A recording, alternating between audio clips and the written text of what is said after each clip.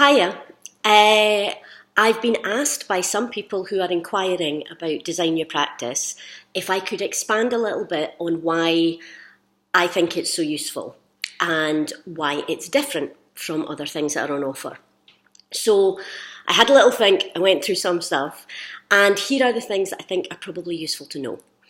An 8-week programme is helpful because revelations take time. I don't know about you, but I can have a great conversation with someone, but it's 3 weeks later when I'm doing the washing up that I suddenly realise why that thing that we were talking about is applicable to what I'm doing or why it's so great.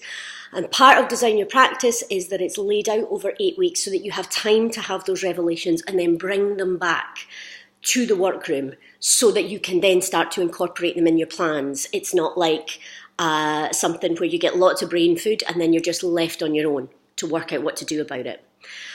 Secondly, when you're working in a creative or social enterprise, managing your time is just hard. Prioritising is difficult. One of the things that Design Your Practice allows you to do is to focus on the work you're doing. I think it's a good schedule in that it acknowledges that you don't have endless amounts of time to put to the programme, so it's working alongside you when you're working. But it does mean that you're in the diary every week with something that's about development. Often what happens with businesses is that they are so busy firefighting that things like strategic development or things that are longer term and important but don't feel urgent don't get dealt with. So if you're aware that that's happening, the programme's a way of pushing that into your diary and aggressively scheduling it so that other things can't hijack it.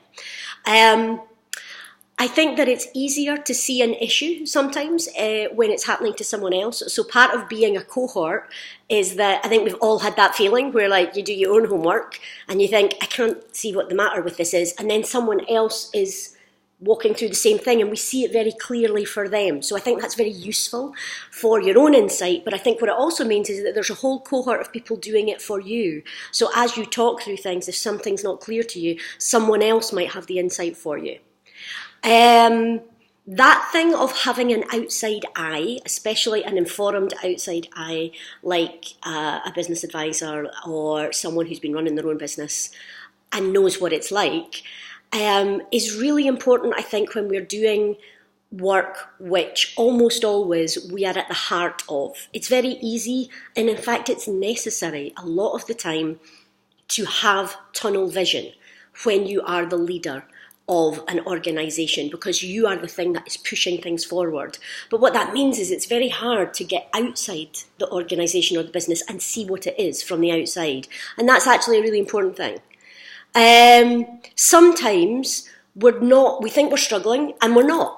Actually, all we need to do is be able to talk about the thing that's happening or the thing that we're puzzled about, and in laying it out, we provide our own solutions. There's a huge amount of isolation that happens with entrepreneurs that I think can actually just be alleviated when somebody else has asked us to speak.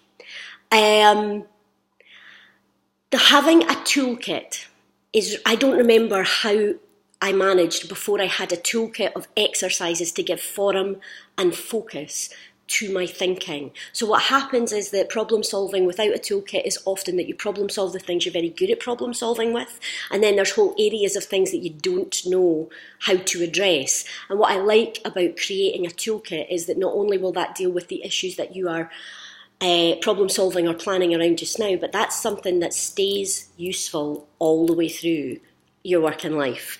And then finally, I think the thing that happens is that power of many means that the people who are leading Design Your Practice, they come with a history of an overview of so many different creative businesses that often it's very useful to be able to talk to someone and establish whether the thing that you are trying to achieve is something that is an issue for your particular business, or maybe it's your geography, or maybe it's the industry. And it's just really helpful to have this thing where people who've talked to dozens of businesses are able to help you with what has happened with other people.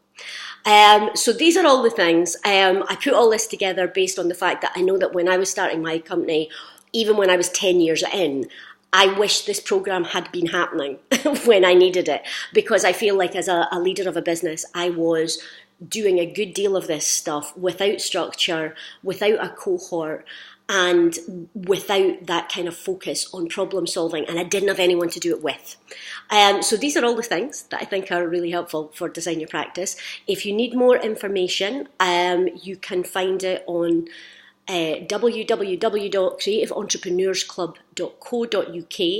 You go into /events/design -your-practice /. So you'll find it in there, and there's a lot more information. Or there are contact details on the YouTube page.